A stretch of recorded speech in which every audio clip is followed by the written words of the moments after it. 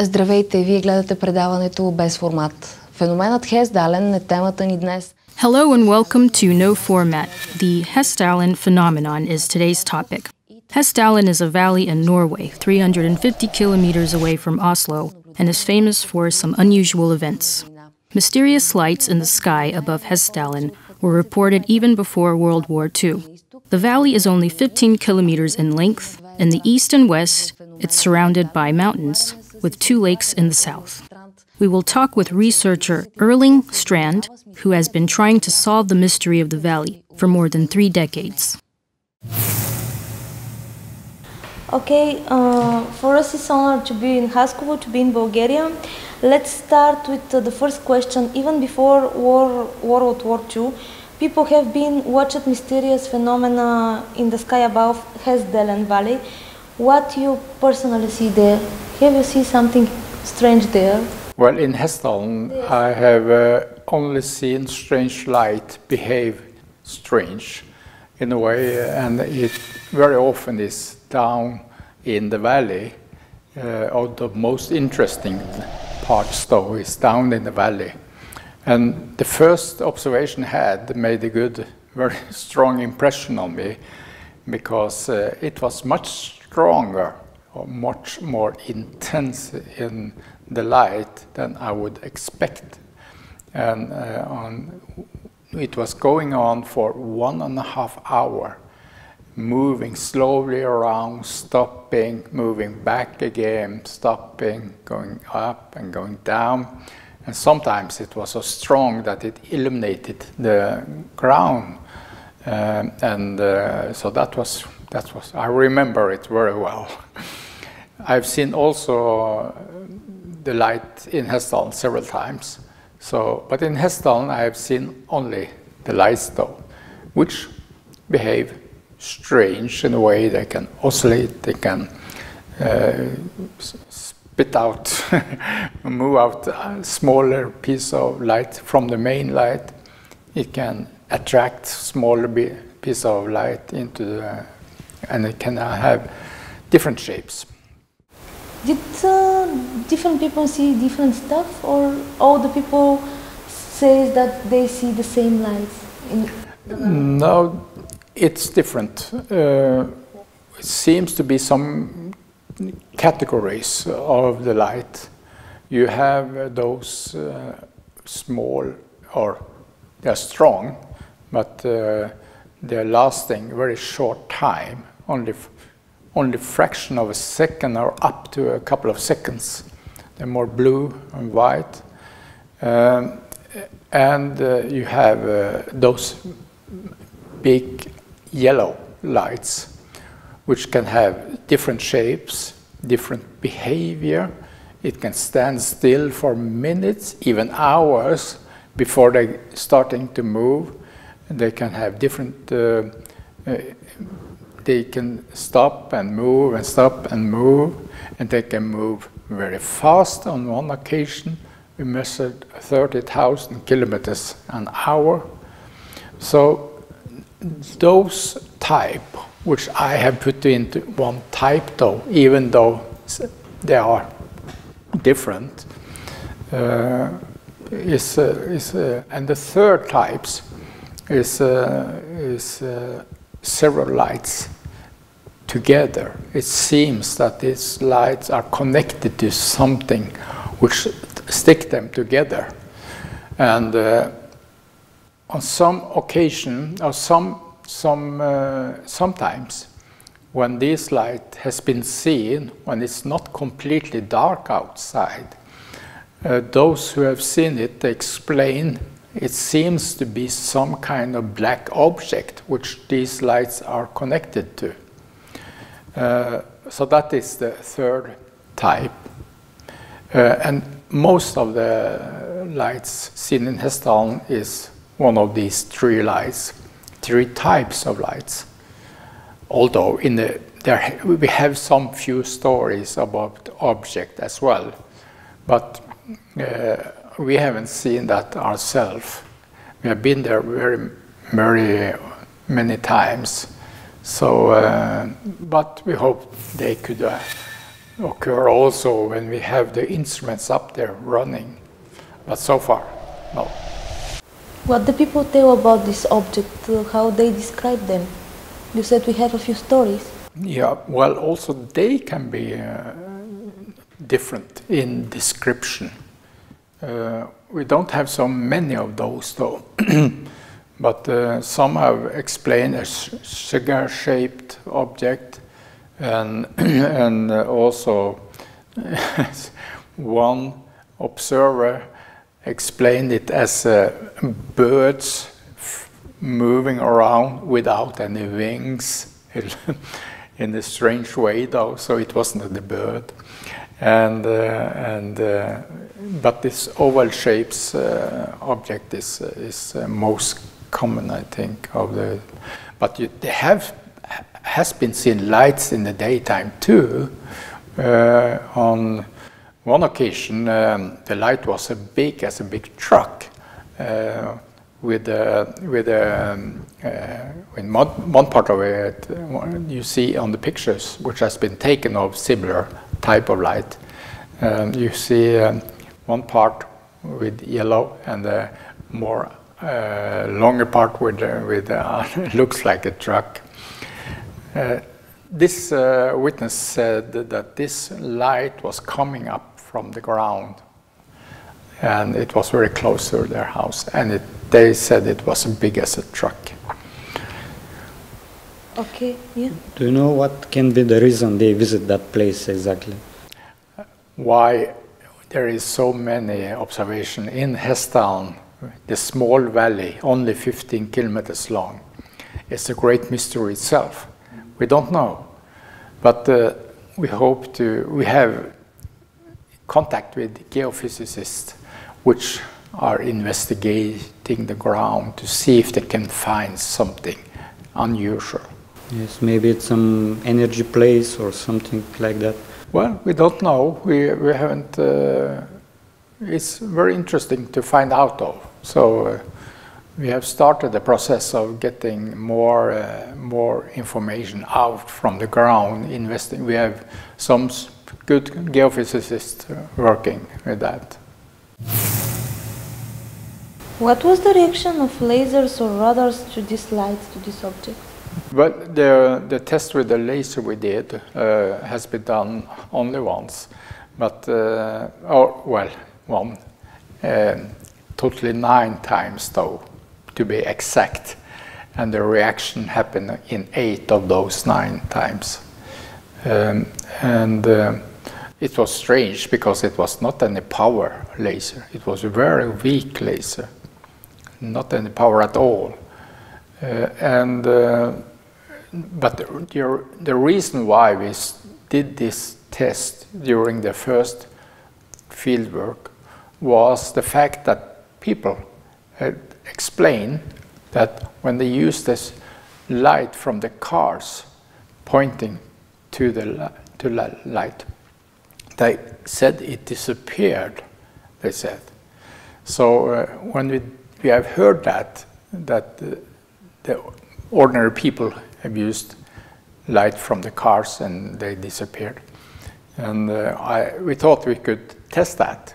So we expected maybe the light disappear when we use a laser, but there was another reaction.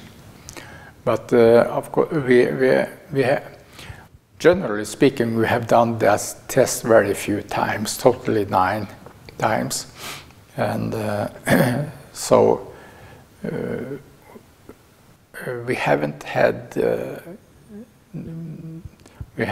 done more on that. So it's very little material, scientific material on that, which could have gone on more, of course. But of course it's very difficult because now it's not that often. It shows up very short time maybe. When we had the first field work, it was a huge, very much of the light.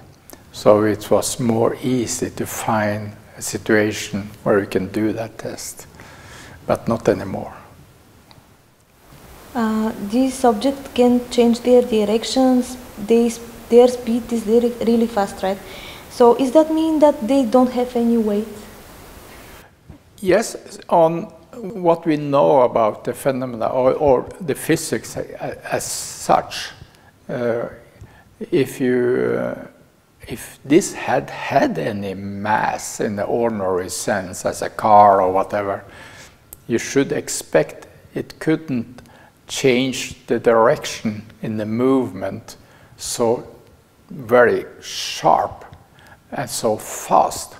Because on one of the pictures we got, you can see it just disappeared, and the observer didn't.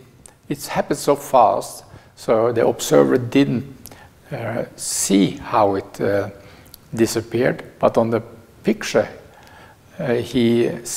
you can see it's a very sharp angle, and then it goes away.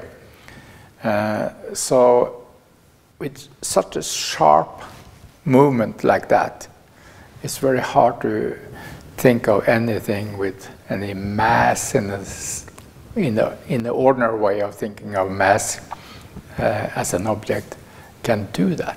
So it maybe not any mass at all. Maybe they're using something anti-gravity or something. Well, there's something which are going on, which is still a mystery. What shows the test with electromagnetic noise and radiation? Well, the electromagnetic noise we measured in the first field work when it was so much of the phenomena. It was a little bit, we measured in the high frequency band from 100 kilohertz to 2 gigahertz. And we measured harmonics with 80 megahertz between each. Like if you see on the screen, spectrum analyzer, it was moving, it was coming, and it was harmonic with 80 megahertz. You can imagine the curve with several up and down like this, 80 megahertz between each. That was measured several times.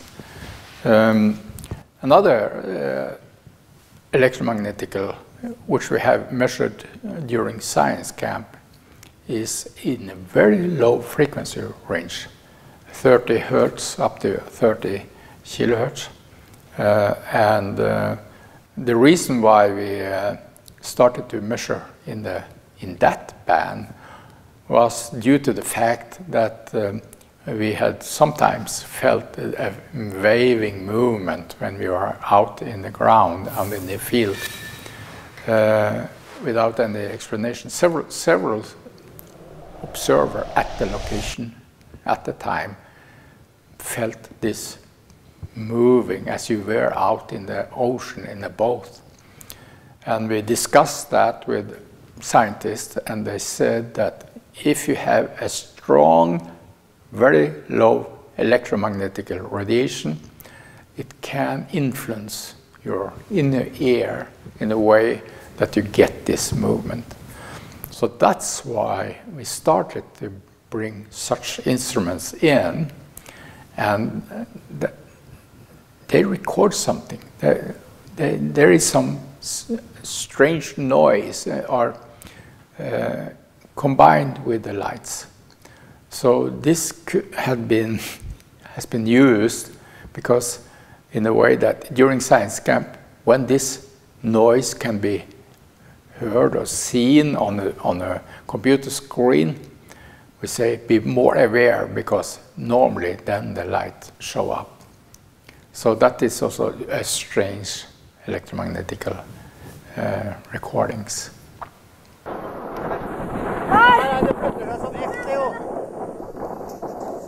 Det er to! Det er to! Det er to! Hvor forsvant det? Der kommer jeg! Surely, unmistakable that we are sure about that phenomenon. Yeah. We have a lot of data on different topics. We have optical spectrum. We have, which seems to be continuous, in fact. And we have video, radar, we have magnetic. It seems to be showing up when it's more magnetic activity, and when humidity is strong too. Although, but you must remember also there are different types. So, for instance, the high humidity, it's very often the small flashes, the type 1, blue and white flashes show up.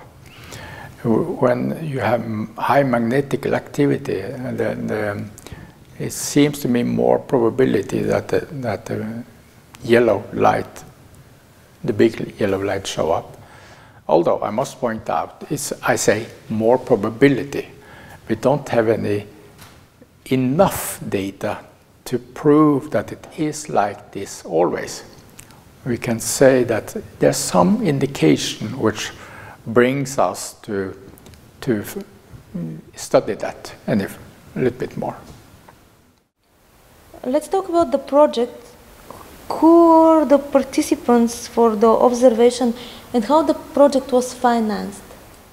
Well, in the beginning, the first fieldwork, Project Hessdalen Part 1, which took place in 84 and 85, just a group of us, 5 people, which decided to start a project. We had no fund. We sent letters to different universities, different research establishments, to the military. We sent several letters of what we wanted to do, the plan for a project out in the field and so on, and asked if they could help us. And some responded positive, and they even we could borrow their instruments.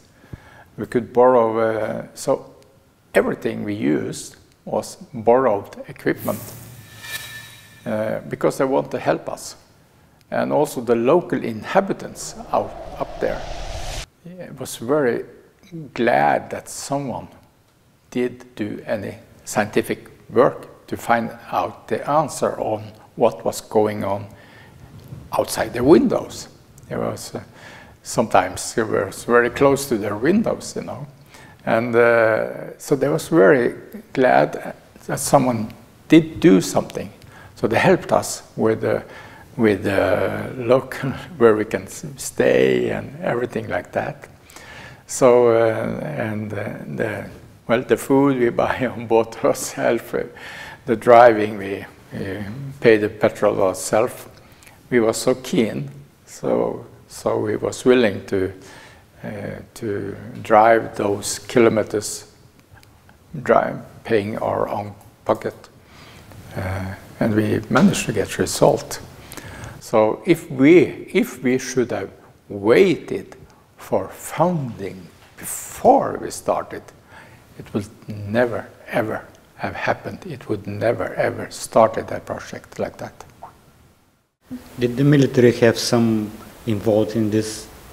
Yes, the military. We, as I said, we sent the plans for our project to universities, the military research establishment, and as long as the military research establishment was keen on that we should do something, that was the military also was keen on that we did something, and so that helps out a lot, of course. So we got help from the military. The Norwegian military helped us a lot. You said local people. For me, it's curious how local people take these lights. Are they scared of the phenomena, or for them it's normal too? Well, in the beginning, when it started so very intense in November '81, it was a lot, and sometimes it came also close to their houses. Of course, someone was afraid, and you can imagine you sitting in your house in the countryside, though, looking out in the windows, and there you see this big, huge light moving slowly passing your window. Of course, there was, what is this? What is happening? And they was asking around. They went to the police to ask if they could give them any answer. And the police said, no, well, if we are going to help you, you have to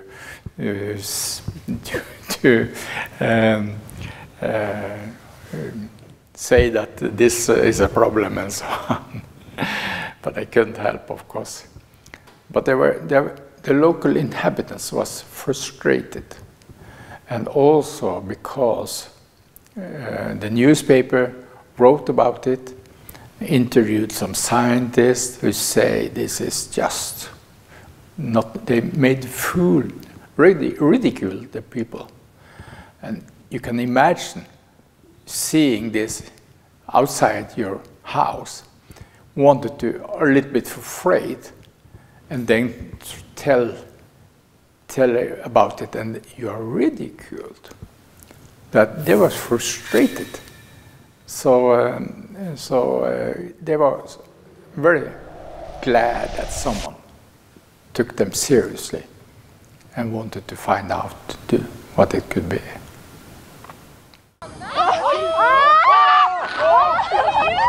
Å, fy fader! Jeg filmer det, jeg har det på tape! Jeg har det her! Å, dæven! What is the explanation about this phenomenon? What are the hypotheses about what's happening in that valley? Yes, what is happening in the valley is a big question. And why is in that small valley, 15 kilometers long, 4 to 5 kilometers wide at the most? Why? Well, we'll know there's a lot of minerals in the ground, but how can we explain that minerals in the ground can make such light, behave like that? We don't know if there is any connection, but we hope to find out if there is some geophysical properties in the ground which could lead us to what it could be. But also I must say that we have some data telling moving in one direction, and some other data is in another direction. For instance, the optical spectrum, which seems to sometimes is continuous, or many times are continuous optical spectrum. And that could be, well, if you have a hot, something solid object, which are very hot, you will get that kind of optical spectrum. But this light, when it has been close to the people, no one has told about any hot thing. And even on one occasion, it went down to the snow and made track in the snow without the snow is melting. So it obviously was not any heat in the light, which could melt the snow. And no one has felt the snow, felt the heat. But even though it's continuous. So that's strange. One strange thing. And the speed, if you think of a speed of 30,000 kilometers an hour without any sound at all, if, for instance, an airplane or any with mass in some kind had moved in that high speed, 30,000 kilometers an hour, it would have been a sound, but no sound was heard. So what could that tell? Well, maybe not any mass at all, or can it be? So we have some indication that in a mass, in the ordinary sense, as you think of a mass as an object, is not there. And also on the radar, we can see the reflection of the radar is as strong as there was, from the mountain, for instance, or some real solid object. strong reflection, but not all the time we can see it. Sometimes we get a strong reflection, we can follow it on the screen, but we can't see it. So something is moving like an object. We can follow it on the radar screen, but we cannot see it with our eyes. So we have a lot of different description, data, measurement, some of them pointing in little different directions. So it may be different things. Why does all these different, possible different solutions happen in one place? There must be something connecting it. Why it shows up in only that small valley? All these different observations, all this which could be different things. But why does all these different things happen in one location? Is it something which connect them, or bring them together? Or, well, what's happening?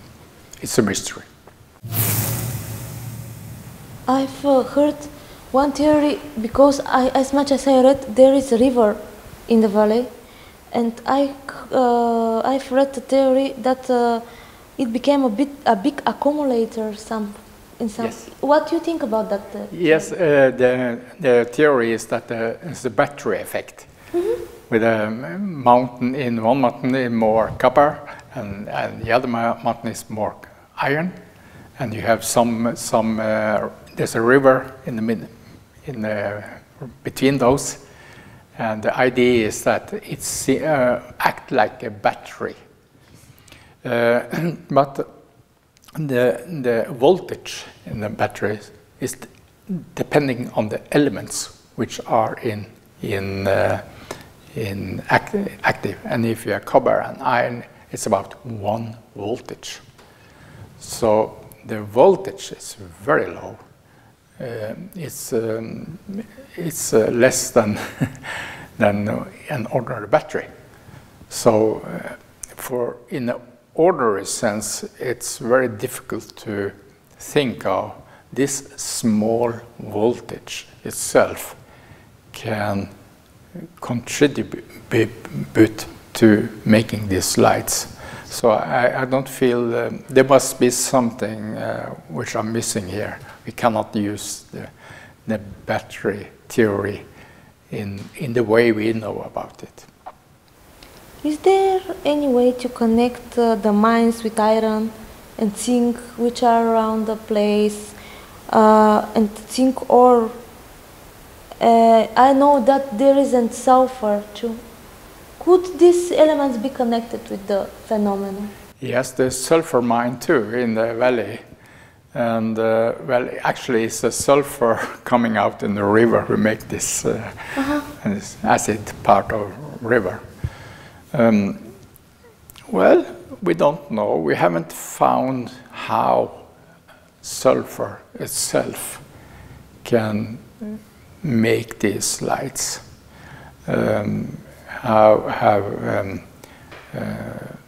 Well, you can smell sulfur sometimes close to this old mine, but how could that explain the lights high up in the sky, far away from the sulfur mine in the mountainside? I don't think that is possible. It's very, very difficult.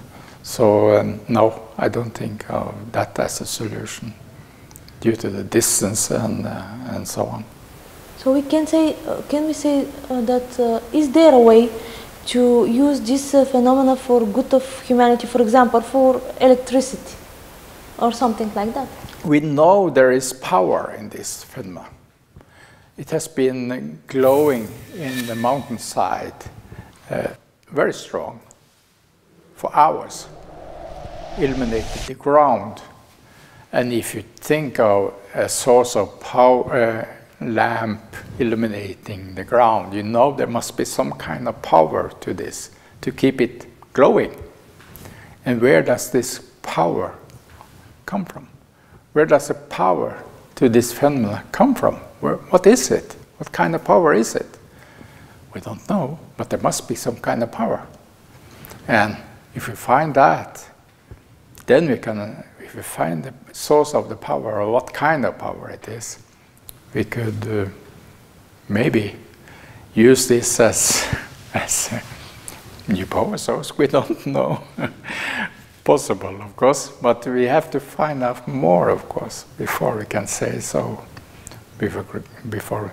But anyway, whatever it turned out to be, we are sure that we will learn more about our nature.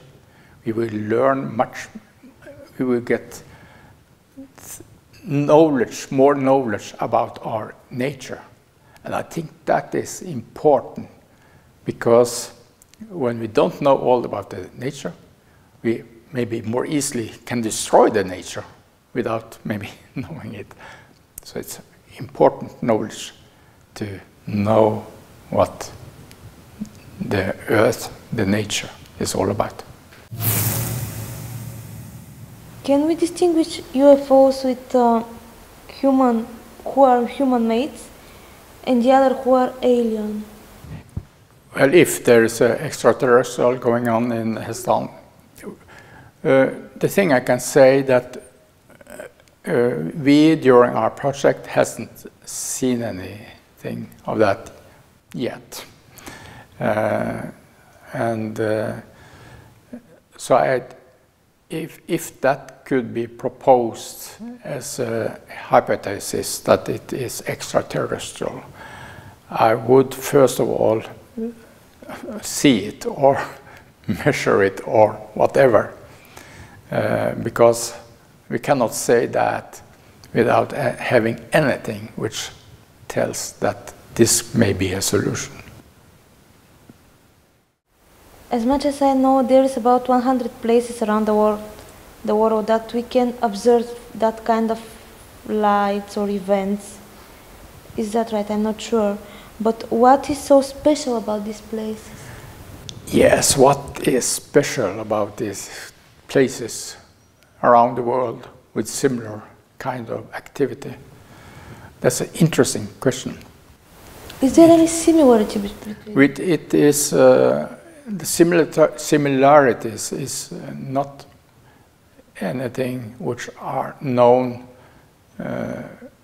We cannot say there is anything, but there's a lot of analyzing, investigation on the different locations which could have been done. For instance, in the geology, the ground, is there any common thing?